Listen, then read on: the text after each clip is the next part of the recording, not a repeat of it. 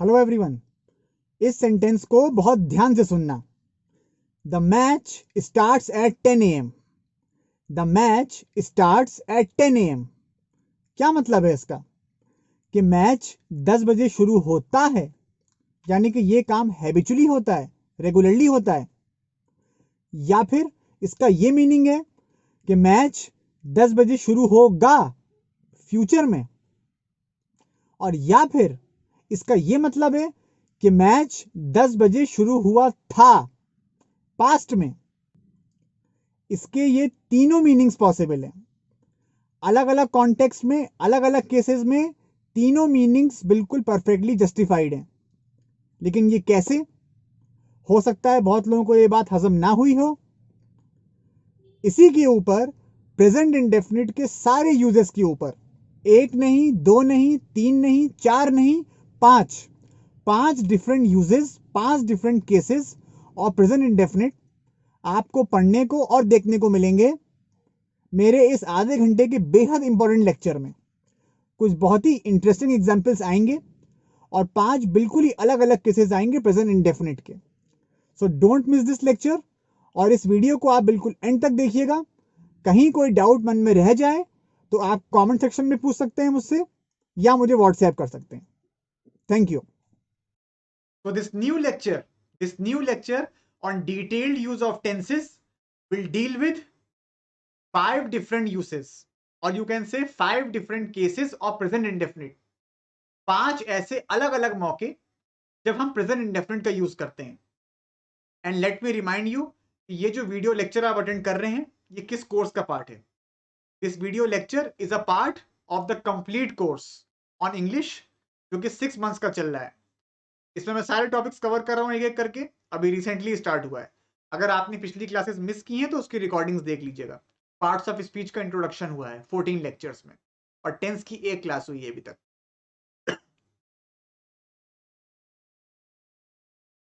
बहुत इंटेंस और बहुत ही इंटरेस्टिंग सेशन होने जा रहा है, और आप ये देखिएगा कि इसमें से आप कितने यूज पहले से जानते थे। This is all about my teaching profile.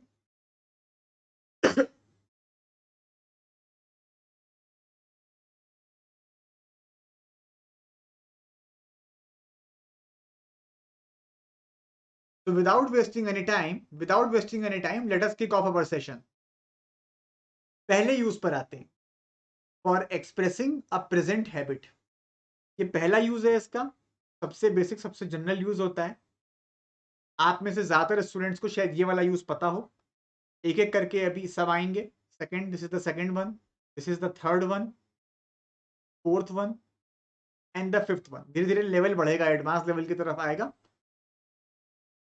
चलिए वापस फर्स्ट पे आ जाते हैं। जब आपको किसी भी पर्सन, किसी भी इंसान के एक ऐसे एक्शन के बारे में बताना होता है जो वो हैबिचुअली करता है। जब कोई पर्सन कोई एक्शन हैबिचुअली करता है, रेगुलरली करता है, उस हैबिट को एक्सप्रेस करने के लिए प्रेजेंट इंडेफिनिट आता है।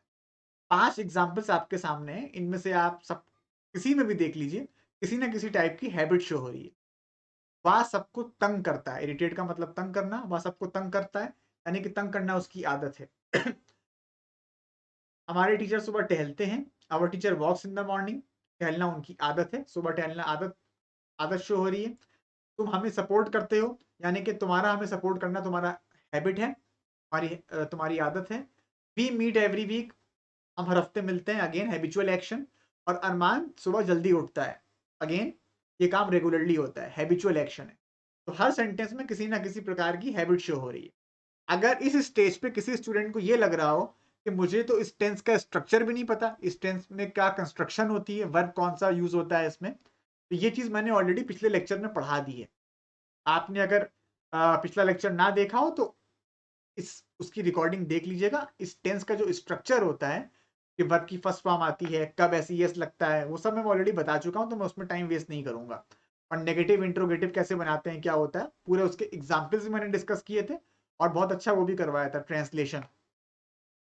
ठीक है। हाँ, तो ये तो पहला यूज हो गया।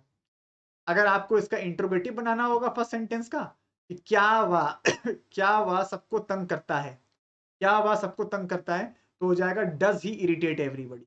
Does he irritate everybody, question mark लग जाए। और डस के लगते ही कोई एस तो लगता नहीं है, ये तो पिछले लेक्चर में बात हुई थी। यहाँ हो जाएगा does our teacher walk in the morning. Teacher तो सिंगुलर ही है ना, आवर टीचर का मतलब हो गया ही या शी, तो does our teacher walk in the morning. अगर यहाँ टीचर्स होता टीचर्स, तो यहाँ हो जाता walk in the morning, walk in the morning, और इंट्रोगेटिव में डू हो जाता है, डू आवर टीचर। तो this was the first use और the first case of present indefinite जिससे आप में से ज्यादातर स्टूडेंट पहले से वाकिफ होंगे। अब आते हैं इसके सेकंड यूज पे, for expressing a universal truth, a scientific fact और अ प्रोवर्ब। ये बिल्कुल अलग यूज आ रहा है, पिछले वाले यूज से इसका कोई मतलब कोई सिमिलैरिटी नहीं है उससे। एक ऐसा एक्शन जो कि अपने आप में यूनिवर्सल ट्रूथ है। आपको हो सकता है कुछ बैकग्राउंड नॉइज आ रहा हो because it is raining and it is raining quite profusely. Universal truth या कोई साइंटिफिक फैक्ट, कोई वैज्ञानिक तथ्य, या कोई कहावत, प्रोवर्ब का मतलब कोई कहावत। अब फर्स्ट सेंटेंस देखते हैं, the sun rises in the east and sets in the west. इसमें दो बार प्रेजेंट इंडेफिनिट आ रहा है, एक बार ये राइजेस, एक बार सेट्स। और ये मुझे अलग से बोलने की जरूरत नहीं है कि this is a case of universal truth. ये एक ट्रूथ है यूनिवर्स का कि the sun rises in the east and sets in the west. तो प्रेजेंट इंडेफिनिट आ गया। Opposite poles attract each other, physics में पढ़ा होगा आपने, अपोजिट पोल्स एक दूसरे को अट्रैक्ट करते हैं। सिमिलर पोल्स रेपेल करते हैं, एक दूसरे को अट्रैक्ट करते हैं। अट्रैक्ट मींस आकर्षित करना।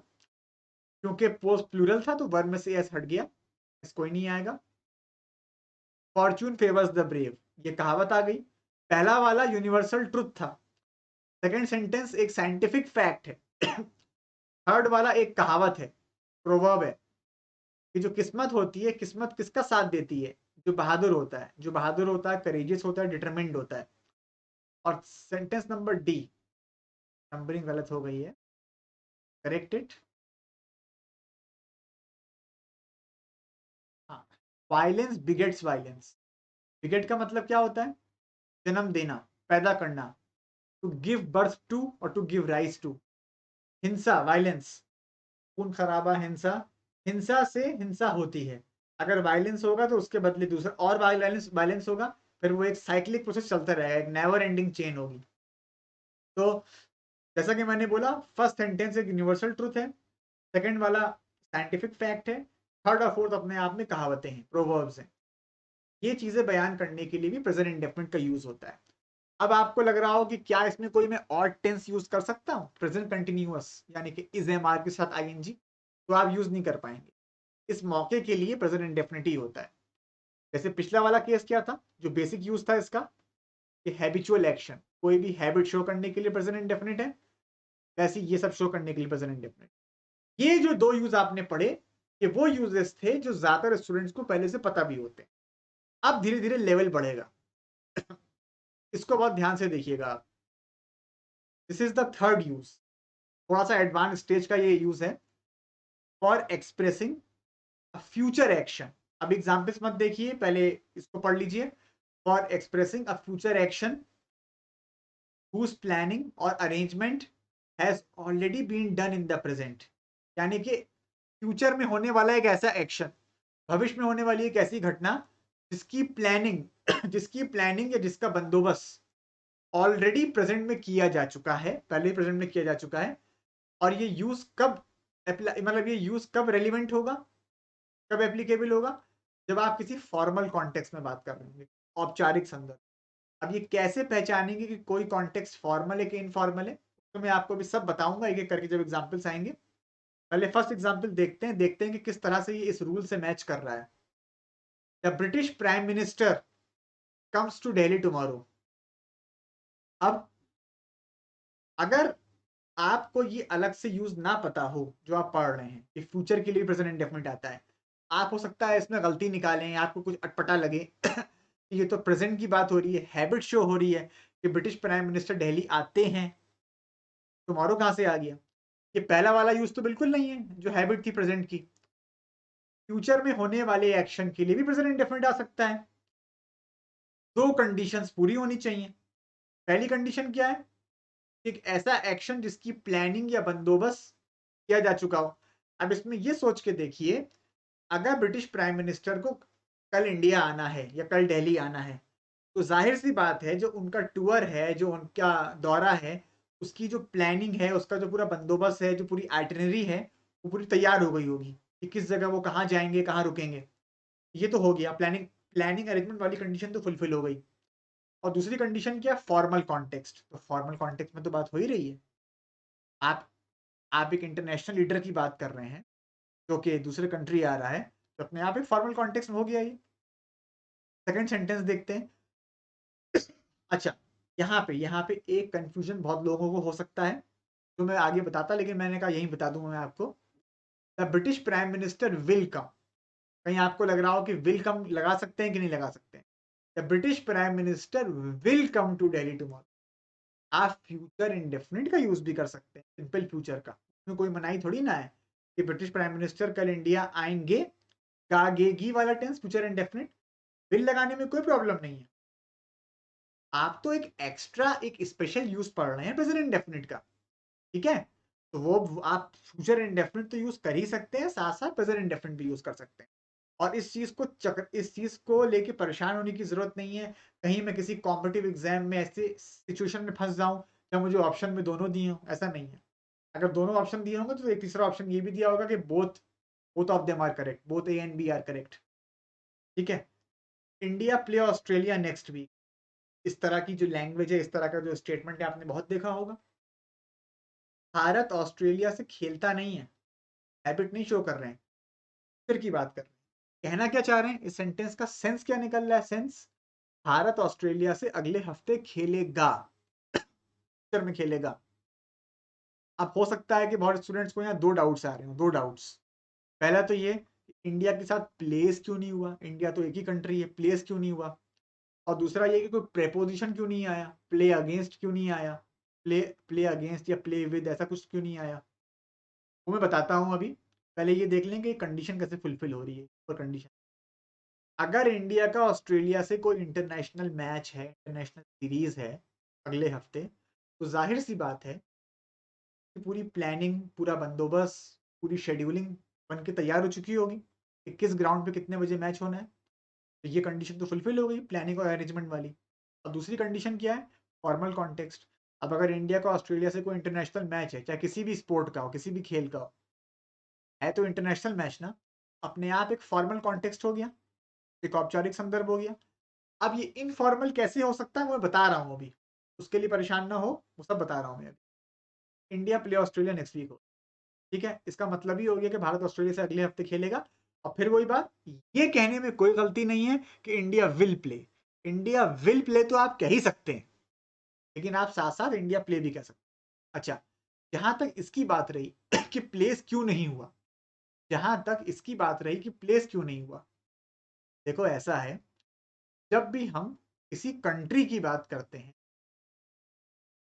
टीम स्पोर्ट के मामले, टीम स्पोर्ट, क्रिकेट हो सकता है, फुटबॉल हो सकता है, हॉकी हो सकता है, तो किसी भी आप कंट्री की बात करते हैं टीम स्पोर्ट के कॉन्टेक्स्ट में, तो वर्ब जो होता है, वर्ब वो सिंगुलर भी हो सकता है, वर्ब सिंगुलर भी हो सकता है, प्लूरल भी हो सकता है। लेकिन प्रिफर किसको करते हैं, बेहतर किसको मानते हैं, प्लूरल वाले। India play Australia next. अरे कभी मैच में ही देखो, मान लो इंडिया का कोई मैच आ रहा है और इंडिया को मान लो 5 ओवर में 40 रन बनाने, 5 ओवर्स में 40 रन बनाने, लिख के क्या आता है, स्क्रीन पे लिख के क्या आता है, India need 40 run in 5 overs लिख के आता है कि इंडिया नीड्स आता है। तुम लोगों ने ज्यादातर मौकों पे इंडिया नीड ही देखा होगा, India need 40 run in 5 overs at 8 run per over, इस तरह से, क्योंकि वो टीम स्पोर्ट की बात हो रही है। Cricket, cricket obviously the team sport, ठीक है।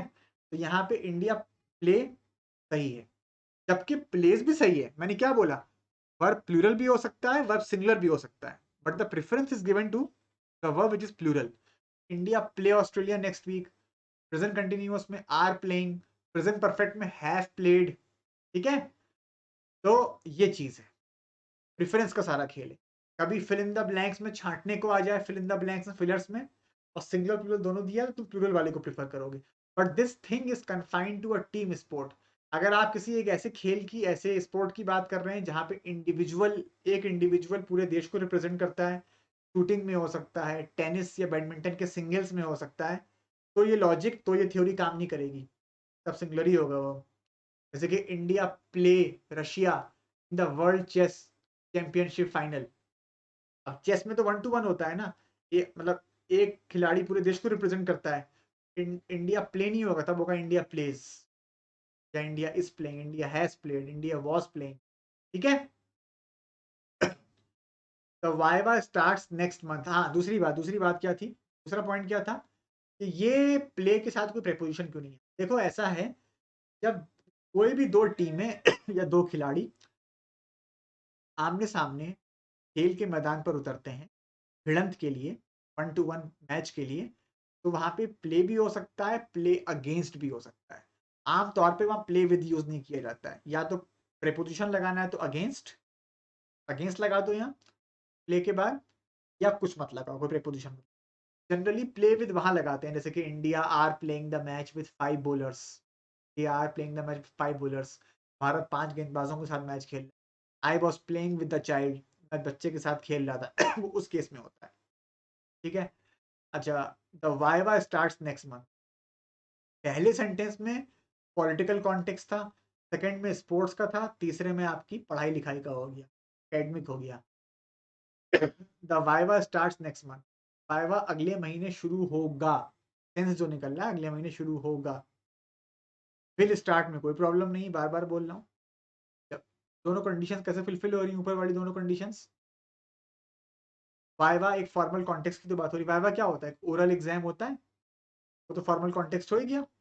और साथ ही साथ दूसरी चीज क्या हुई, दूसरी चीज क्या हुई, अगर वाइवा को अगले महीने होना है, यूनिवर्सिटी में किसी कॉलेज में अगर वाइवा अगले महीने, जाहिर सी बात है उसकी पूरी प्लानिंग बंदोबस्त किसी ना किसी लेवल पे हो चुका होगा कि कौन इन्विजिलेटर आएंगे, कितने बच्चों को वाइवा देना होगा, कितने इन्विजिलेटर्स आएंगे, कौन कौन सी शिफ्ट्स होंगी, एटलीस्ट थोड़े बहुत मैक्रो लेवल पे तो प्लानिंग हो ही गई होगी, प्लानिंग है बंद।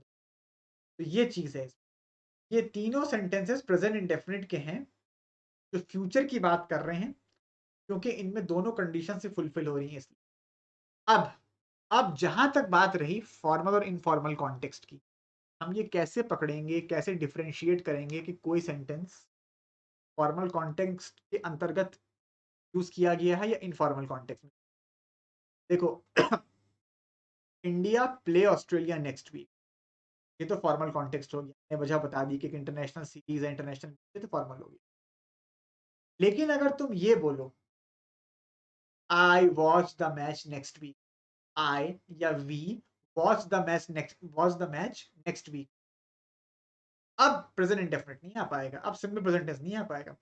भले ही तुमने मैच देखने की सारी प्लानिंग, सारा बंदोबस्त कर लिया हो, टिकट विकेट सब खरीद लिए हो, अगर तुम मतलब ग्राउंड पे जाके मैच देख रहे हो तो तुम टिकट सब परचेज कर लिए हैं, सब कुछ प्री डिसाइडेड है, लेकिन तब भी नहीं आ पाएगा present, because we are not talking in the context of something that is formal, we are talking in an informal context. आप एक पर्सनल लेवल पे बात कर रहे हैं, आप मैच देखने जा रहे हैं पर्सनली एंटरटेनमेंट के लिए, India play Australia next week, ठीक है, लेकिन we watch the match next week नहीं होगा, वी विल या we shall watch the match next, हाँ फ्यूचर टेंस ही आएगा।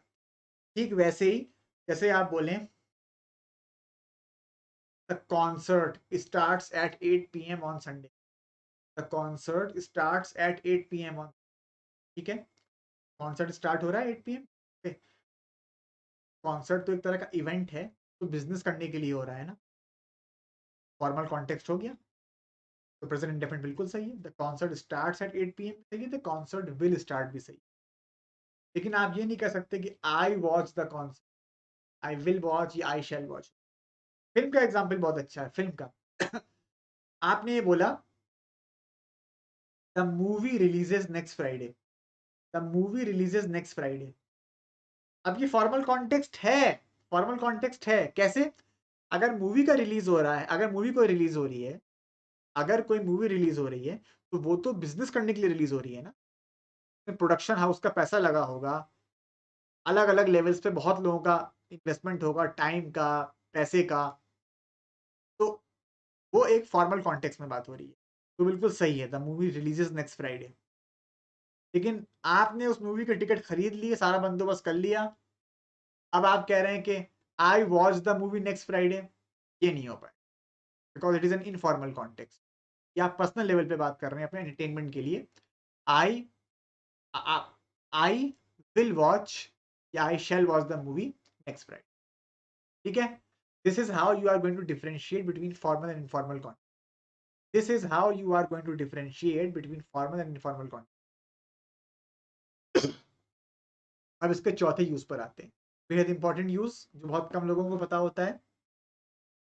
For expressing a series of past action, पहले यूज देख लो। For expressing a series of past action, ऐसी घटनाएं जो पास्ट में एक के बाद एक के बाद एक के बाद एक हुई। सीरीज का यही मतलब हुआ ना। खास तौर से ये यूज कब होता है, जब हम कोई स्टोरी या कोई इंसिडेंट नरेट कर रहे हो। अब जब तुम इस लंबे चौड़े सेंटेंस को पूरा पढ़ के देखोगे एंड तक, तुम्हें शायद ऐसा कुछ लगे, जब तुम बीचों बीच तक पहुंच जब तुम बीच तक पहुंचोगे, तो यहाँ पे बात क्या हो रही है, किसी की हैबिट शो हो रही है, कोई अपना रूटीन बता रहा है। कोई आदमी हैबिट के तौर पे या रेगुलरली क्या काम करता है। मैं सुबह 7 बजे उठता हूँ, नहाता हूँ, नाश्ता तैयार करता हूँ, अखबार पढ़ता हूँ, ऑफिस के लिए तैयार होता हूँ। यहाँ तक तुमको लगेगा कि रूटीन चल रहा है, किसी का हैबिट है। प्रेजेंट इंडेफिनिट का तुम्हें लगेगा पहला यूज चल रहा है, हैबिचुअल एक्शन वाला। लेकिन जब तुम एंड वाला हिस्सा पढ़ोगे तो समझ में आ जाएगा ये हैबिट नहीं है। और जैसे ही दरवाजा खोलता हूँ, मैं अपनी बाइक को खराब पाता हूँ। मैं अपनी बाइक को खराब पाता हूँ, मतलब बाइक में कोई खराब, आउट ऑफ ऑर्डर का मतलब कोई मशीन काम नहीं कर रही है।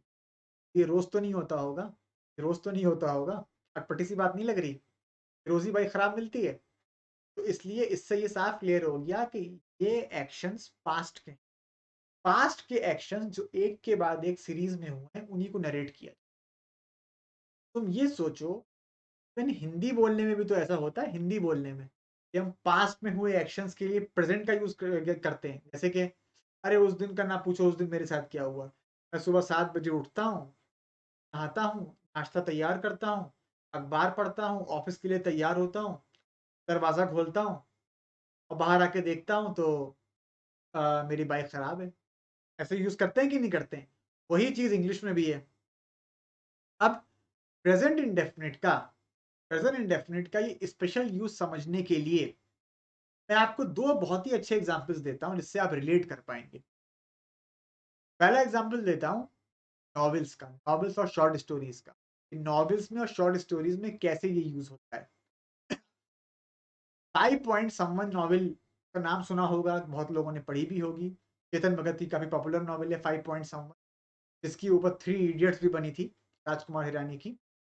तो 3 इडियट्स मूवी का एक सीन है जो मैं आपको बताने जा रहा हूँ, जिससे कि आप रिलेट कर पाए। क्योंकि नॉवेल का एग्जाम्पल दूंगा तो बहुत लोग शायद रिलेट ना कर पाए, कम लोगों ने पढ़ी होगी।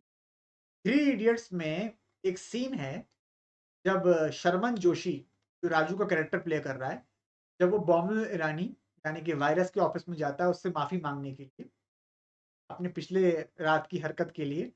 तो बॉम्बे ईरानी जो है, वो उसको कहीं ना कहीं मजबूर कर देता है कि वो आमिर खान को, मतलब रेंचो को फंसा दे, तो उसको फंसा दे, वरना वो उसको रेस्टिकेट कर दे। He gives him 2 choices. वो पूरी तरह धर्म संकट में आ जाता है, he does not know what to do, और वो बिल्कुल नर्वस ब्रेकडाउन होते होते वो ऊपर से कूद जाता है। वो चौथा शायद दिखाया है, चौथा फ्लोर दिखाया है, वहां की खिड़की से वो कूद जाता है। अब उस सीन को, जो सीन है 3 इडियट्स का उस सीन को जो चेतन भगत ने अपनी नॉवल में लिखा है, तो मूवी नॉवल के ऊपर बेस्ड है। नॉवल में उसने कुछ इस तरह से लिखा है, तो एग्जैक्ट सेंटेंस तो याद नहीं है, लेकिन वो सेंटेंस कुछ इस टाइप का है। ही ही यानी कि Raju, he jumps off he jumps off and gravity does the rest.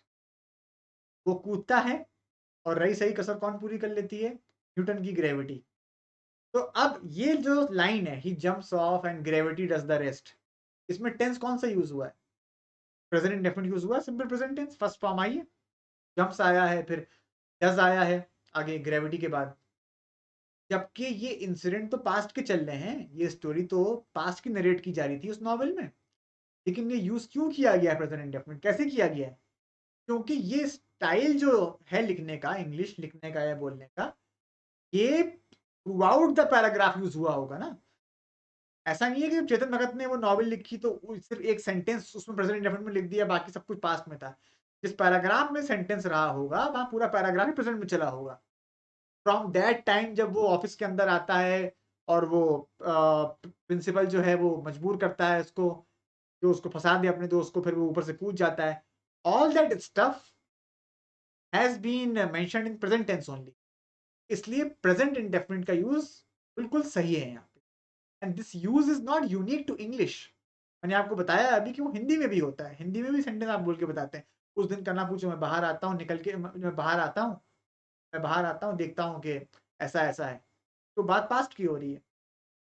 ठीक है, अब एग्जाम्पल सुनो न्यूज़पेपर की इंग्लिश का। न्यूज़पेपर की इंग्लिश, कहीं मान लो कोई बॉम्ब ब्लास्ट हुआ है, कहीं कोई बॉम्ब ब्लास्ट हुआ, और जिस जगह बॉम्ब ब्लास्ट हुआ कोई बड़ी ट्रेजेडी हुई, बहुत लोग मारे गए, उसी से थोड़ा दूर पर कोई जर्नलिस्ट मौजूद था, कोई जर्नलिस्ट कोई पत्रकार थोड़ी दूर पे मौजूद था, और उसने अपना आंखों देखा हाल 4 दिन 5 दिन बाद किसी न्यूज़पेपर में किसी कॉलम में उसने बताया, लिखा। तो वो कुछ ऐसे ऐसे लिखेगा English, as I stand, tense पे ध्यान देना, as I stand just outside the building, suddenly I hear a bomb blast. The next moment, the next moment I see people running here and there. Somebody asks for help. Somebody cries for help. But nobody knows what to do. 4 bar 5 bar present indefinite का use हुआ है, और सारे action ही past में हुए, narration है पूरा ही past का। अब इसको शुरू से बनाते हैं पास्ट के tenses. As I stood, stand का stood, as I stood just outside the building, suddenly I heard a bomb blast. The next moment I saw people running here and there. Somebody asked for help. ED मैं ED पे जोर डाल रहा था. Somebody cried for help, but nobody knew what to do. ठीक है, तो ऐसा नहीं है कि जब आप पास के इंसिडेंट नरेट कर रहे हैं, आपने ये नई चीज जान ली क्लास में कि भाई प्रेजेंट इंडेफिनिट का यूज कर सकते हैं तो आप प्रेजेंट का ही करेंगे। अरे पास्ट इंडेफिनिट का यूज तो सही होगा ही होगा। सिंपल पास्ट टेंस जो होता है, पास्ट इंडेफिनिट सेकंड फॉर्म वाला, वो तो आप करते ही करते हैं पास्ट के इंसिडेंट्स को नरेट करने के लिए। ये तो एक स्पेशल यूज पढ़ रहे हैं आप। जो स्पेशल यूज ज्यादा देखने को कब मिलता है, नॉवेल्स में, शॉर्ट स्टोरीज में, तब ज्यादा देखने को मिलता है। और ऐसा माना जाता है कि अगर आप पास्ट के इंसिडेंट्स को प्रेजेंट में इंडेफिनिट में यूज करके बनाएंगे या एक्सप्रेस करेंगे तो वो थोड़ा और लाइवली और आई कैचिंग लगेंगे, ये माना जाता है। ठीक है, तो पास्ट अगर ऑप्शन दोनों दिए गए, अगर आप किसी एग्जाम में क्लोज टेस्ट का पैसेज कर रहे हैं, वहां पे ऑप्शन दिए गए मान लीजिए उसमें टेक भी दिया है, टुक भी दिया है, और आप इस कंफ्यूजन में है कि मैं किसको मार्क करूं, टेक करूंगी टुक करूं, दोनों सही है, तब तो आप पास्ट इंडेफिनिट को ही प्रिफर करेंगे, उसी को यूज करेंगे। जबकि वो अलग बात है कि कोई पैराग्राफ दिया है या कोई लंबा सेंटेंस दिया, जैसे कि मेरा लंबा सेंटेंस था ये, और एग्जामिनर ने आपसे हर बार भरने को बोला, हर बार ब्लैंक छोड़ दिया, आपको फिल करना है उन ब्लैंक्स को, और किसी एक जगह उसने यूज कर दिया प्रेजेंट इंडेफिनिट, सिंपल प्रेजेंट, तब आप समझ जाएंगे कि थ्रू आउट द पैराग्राफ वही स्टाइल फॉलो होगा। लेकिन आपको कहीं ना कहीं यूनिफॉर्मिटी मेंटेन रखनी पड़ेगी। ठीक है, थ्रू आउट वाली जो स्टाइल थ्रू आउट वही फॉलो हो, या तो प्रेजेंट या तो past. And again I would say preferably past tense ही यूज करेंगे, तो वो उसी मौके के लिए बना है। आपने तो ये जान लिया कि प्रेजेंट इंडेफिनिट भी यूज कर सकते हैं। अब इसके पांचवे और आखिरी यूज पर आते हैं, इन एक्सक्लेमेटरी सेंटेंस। बहुत ही स्पेसिफिक है। In exclamatory sentences with here and there express what is actually happening in the present। जब एक्सक्लेमेटरी होगा तो जाहिर सी बात है आपको वो लगाना पड़ेगा sign of exclamation. I mean it, here comes the train। ये देखो ट्रेन आई है, हिंदी में नहीं कहते वो देखो train I, here comes the train। और एक्सक्लेमेटरी सेंटेंस क्यों है? एक्सक्लेमेटरी सेंटेंस का मतलब क्या होता है, जो एक सडन इमोशनल टोन या फीलिंग को एक्सप्रेस करता है। आपके मन में आई कोई अचानक से फीलिंग जो आई है, मन में कोई भी फीलिंग थॉट उसको एक्सप्रेस करता है, चाहे वो गुस्से की हो, गम की हो, चाहे बहुत खुशी की हो, हैरत की हो, कोई भी हो सकती है। देयर ही गोज, वो देखो वहां जाता है। ठीक है, तो ये कोई हैबिट नहीं है, ये कोई फ्यूचर की बात नहीं हो रही। प्रेजेंट में कोई काम टाइम हो रहा है, उसी को प्रेस कर रहे हैं प्रेजेंट इंडेफिनिट। ऐसे तो इसका एक यूज और भी होता है प्रेजेंट इंडेफिनिट का, जो कमेंट्रीज में यूज होता है, कमेंट्रीज में, खासतौर से फुटबॉल में और हॉकी में। जैसे कहते हैं ना, Ronaldo Ronaldo passes the ball to Rivaldo, Rivaldo takes the ball further and he kicks the ball into the goal। Tense पे ध्यान देना, Ronaldo passes the ball to Rivaldo, Rivaldo takes the ball further and kicks the ball into the goal। तब present indefinite use हो रहा है, जबकि वो action तो उस टाइम चल रहे हैं, प्रोग्रेशन में है, कंटिन्यूटी में है, तो प्रेजेंट कंटिन्यूस यूज होना चाहिए, is M R I N G, लेकिन वो नहीं हुआ। कि फुटबॉल और हॉकी की कमेंट्री में यूज होता है प्रेजेंट इंडेफिनिट। ठीक है, all these were different uses, different cases of present indefinite. और ये जो कंप्लीट कोर्स चल रहा है इंग्लिश का, इसके लेक्चर्स को आप मिस मत करिए। इससे पहले 14 लेक्चर्स हो चुके हैं पार्ट्स ऑफ स्पीच के इंट्रोडक्शन। ठीक है, टेंस टॉपिक को हल्के में मत लेना, इसमें बहुत कुछ है नया सीखने। और जब भी टॉपिक ओवर हो जाएगा तो फिर मैं क्या डिस्कस करूंगा, स्पॉटिंग एरर्स, सेंटेंस करेक्शन और फिल इन द ब्लैंक्स के फॉर्मेट पे बहुत अच्छी एक्सरसाइज। और जो मेरा अन अकेडमी पे स्पेलिंग गलत हो गई है, अन अकेडमी की, pardon me for that. Unacademy पे क्लास मेरा डेली किस टाइम होता है, क्लास जो होती है एसएससी कैटेगरी में, 11 बजे और 9 बजे। मैं उसका रोज लिंक शेयर कर देता हूँ व्हाट्सएप स्टेटस पे। व्हाट्सएप नंबर मैंने आपको अपना दे ही रखा है, आप मुझसे इंग्लिश का कोई भी क्वेश्चन, कोई भी डाउट पूछ सकते हैं। अगर आप किसी भी कॉम्पिटिटिव एग्जाम की तैयारी कर रहे हैं जिसमें इंग्लिश आती है, तो आप ये क्लासेस जरूर करिए। अन अकेडमी का लर्निंग ऐप डाउनलोड कर लो प्ले स्टोर से, अपना लॉगिन आईडी पासवर्ड बना लो, ये अनलॉक कोड डाल देना। ये अनलॉक कोड डालने के बाद तुम मेरा ही नहीं, इंडिया के किसी भी टीचर की क्लास देख सकते हो, चाहे वो इंग्लिश का हो, मैथ्स का हो, जीएस का हो, रीजनिंग। तो लाइक, शेयर एंड सब्सक्राइब, ये 3 काम जरूर कर देना, क्योंकि बहुत टाइम, बहुत मेहनत लगती है नया कंटेंट तैयार करने में और उसको डिलीवर करने में। वीडियो को लाइक कर दो, अपने कम से कम 4-5 दोस्तों के साथ इस वीडियो को शेयर कर देना, और चैनल को सब्सक्राइब करना मत। ठीक है, this was all from my side, मिलते हैं अगले वीडियो। Thank you.